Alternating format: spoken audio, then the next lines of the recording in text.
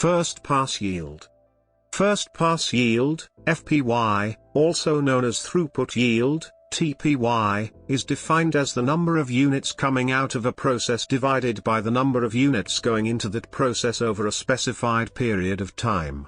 Only good units with no rework or scrap are counted as coming out of an individual process. Consider the following. You have a process that is divided into 4 sub-processes, A, B, C and D. Assume that you have 100 units entering process A. To calculate first time yield, FTY, you would, for example, hash units leaving the process as good parts, hash units put into the process, equals FTY. The total first time yield is equal to FTO or 0.9000 times 0.8889 times 0.9375 times 0.9333 equals 0.7000. You can also get the total process yield for the entire process by simply dividing the number of good units produced by the number going into the start of the process. In this case, 70/100ths equals 0.70 or 70% yield. The same example using first pass yield, FPY, would take into account rework.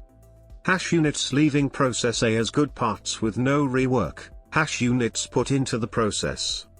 First pass yield is only used for an individual sub-process. Multiplying the set of processes would give you rolling throughput yield, RTY. RTY is equal to FPY of POF equals 0.8500 times 0.8889 times 0.8125 times 0.8267 equals 0.5075. Notice that the number of units going into each next process does not change from the original example, as that number of good units did, indeed, enter the next process.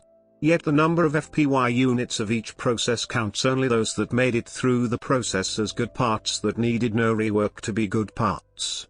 The calculation of RTY, rolling throughput yield, shows how good the overall set of processes is at producing good overall output without having to rework units.